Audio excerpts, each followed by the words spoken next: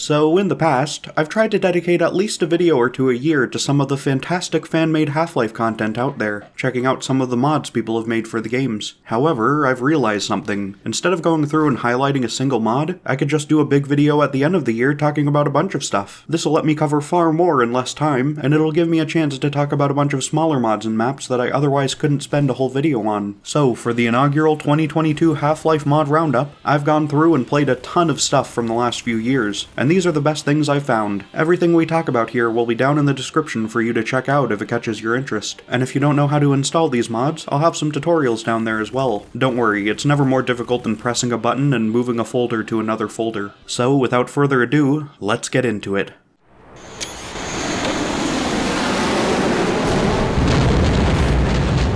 UBO's Uplinked is, as you might guess, a mod based on the Uplink demo. There's a million of these. Some of them just kinda slap Uplink into Half-Life's storyline around the third act, and some rebuild the entire thing from the ground up, surrounded by a metric shit ton of amazing new content. Uplinked does both, and produces a good hour or two of extremely solid gameplay. It's pretty much split into two parts, a continuation of Forget About Freeman, and then the part that's an expanded, reworked version of Uplink, all spanning across this massive section of the facility that just doesn't exist in the original game. When starting it, you can choose to play the entire game or start from Forget About Freeman. I did the latter. Because of that, I can't be certain of this, but I think this might actually play pretty poorly in the context of Half-Life 1, because some of these expansive areas filled with unique mechanics are just unlike anything you can find in the original game, and it'd throw off the pacing pretty hard. But frankly, these are only problems because the experience this mod creates on its own is just that good. Like, it has two new vehicles that are so cool that I refuse to spoil them, and then it hits you with the lore. It's an absolutely fantastic mod, and you should go play it. Ah, Gordon Freeman. Give us the complete set of your documents, please, so we could register you as a new research associate. Okay, registration will take a couple of minutes. Please stay here.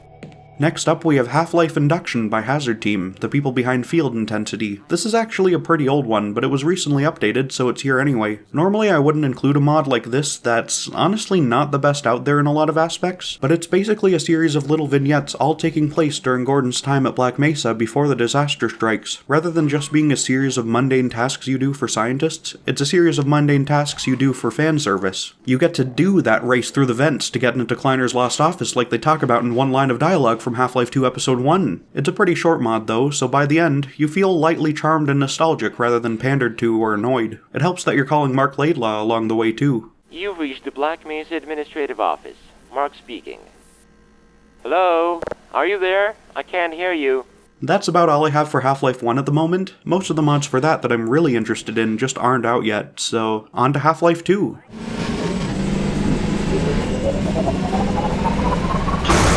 Half-Life 2 VR, as the name implies, has the goal of filling your gas tank with powdered sugar before plugging the tailpipe with a potato.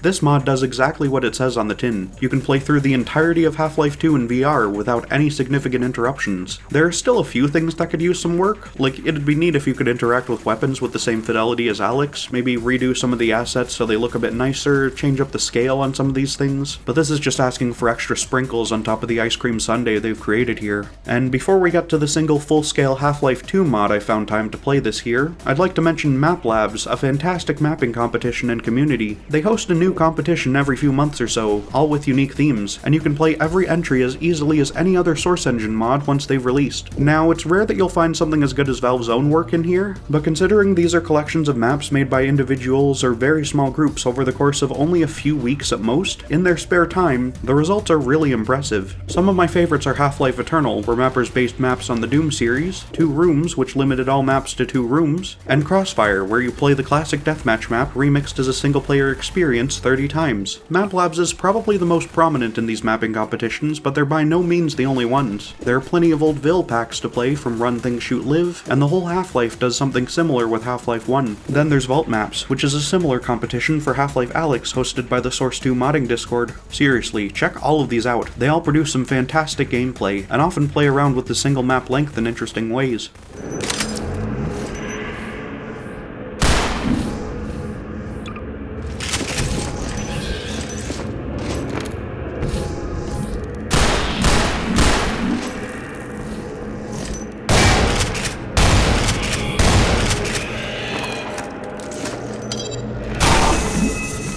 Entropy 02 is the long-awaited and poorly named continuation of Entropy 01, which is actually just called Entropy 0 because nobody puts a 1 at the end of their titles, and therefore never notices how weird it'll sound when their title that already has a number in it gets a numbered sequel. Now, you're probably aware of this one already, but just in case, it's like if Opposing Force actually took that play as the bad guy thing seriously, applied to Half-Life 2. I found it a little too long in places, but it's still a very solid experience, so check it out.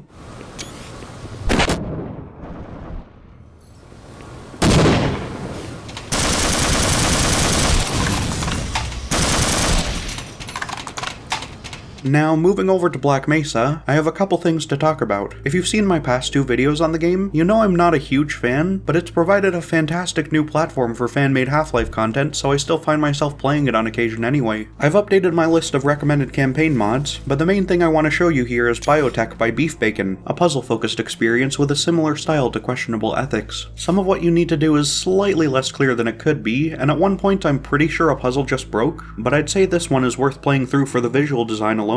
I think it captures Black Mesa's overgrown lab aesthetic better than the campaign did, and has a very nice atmosphere throughout. Oh, also, there's a team remaking the entirety of Blue Shift as a mod for Black Mesa, and the 3 chapters they've completed so far are phenomenal. Blue Shift fans are probably going to come out of this source mod renaissance with better results than any other section of the fanbase, between this and the other full source engine remake in the works. I'm sure once Guard Duty is out, the discussion will turn entirely to just comparing both of them, but for now, HECU Collective's offering is an extremely good adaptation that I think outclasses Gearbox's original.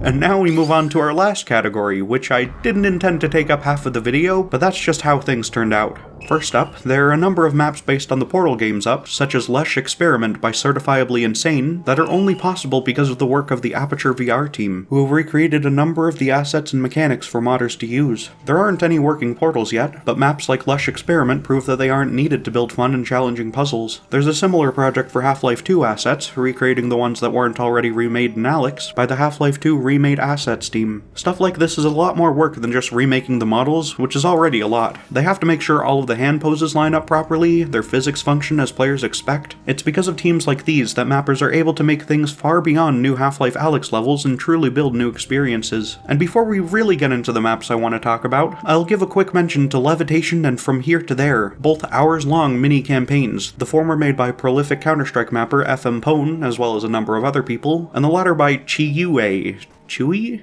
A new mapper who just kinda dropped this 5-hour-long storyline out of nowhere. These two appear to be the closest we'll be getting to an actual expansion to Alyx for the time being. Anyway, E1M1 Redux is a bit of an older map, but an interesting one nonetheless. Made by TheReeno and MadScientist, this is a recreation of an early Half-Life VR prototype as shown in the Final Hours thing by Jeff Keighley. They added on a bit to what you could see in the original video to make a brief but interesting look into a super early version of what Half-Life Alyx became. There are also add-ons for custom hands and a custom pistol to match those seen in the video. However, the pistol you'll see me using in most of these other maps is this USP by Mick Messenger, based on a model by Juniez and assets from Half-Life 2M mod. There are some other USP models on the workshop, but this one's by far my favorite. Next up, I want to tell you about 2 horror maps made by CementStairs. This first one, Operator, is more of an intense combat and body horror kind of thing, where you're collecting blood for this thing.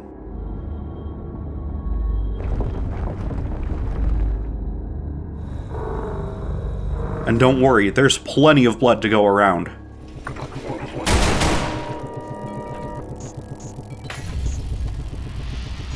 It's genuinely creepy and tense, really caught me off guard the first time I shot one of these guys.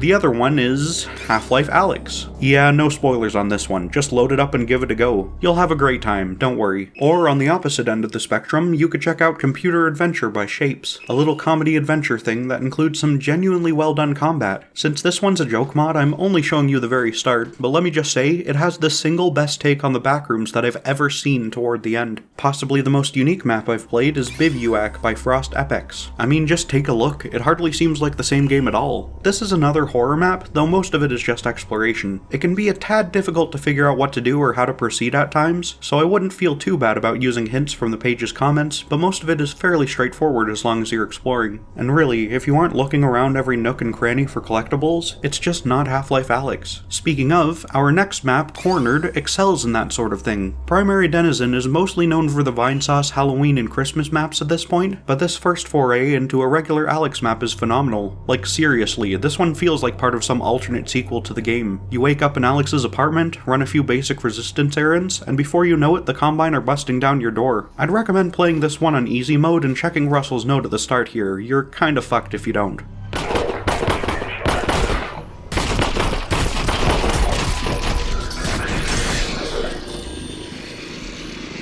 From there, the rest of it is just escaping this building. Short and sweet, plenty of great moments sprinkled in, try it out. Another map I want to recommend is Incursion by all of these people. And when I say I want to recommend this, I wouldn't actually be recommending it to everyone. People like me, who enjoy looking around and taking a long time in every environment, aren't going to get a ton out of this one. But if you want a ton of Combine coming at you in a curated little section of City 17... Were you... totally threw me off.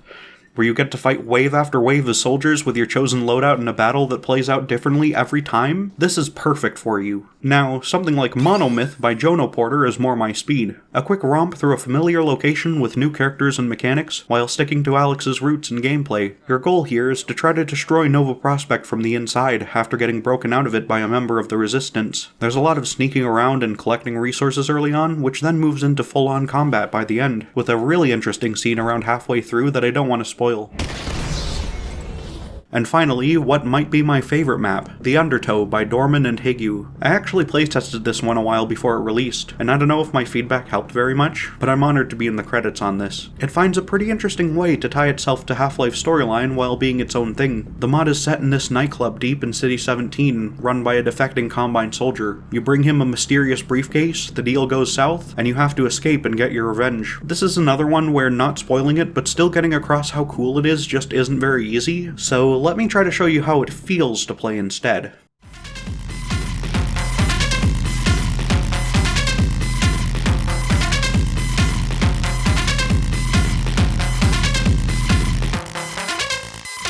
Welcome to the Undertow. Don't mind the patrons. They're harmless.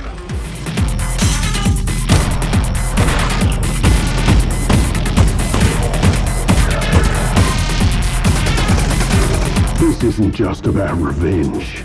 You want to know what's inside the briefcase, don't you? I can see it in those eyes. A dangerous curiosity. Even if I could open it, I wouldn't dare.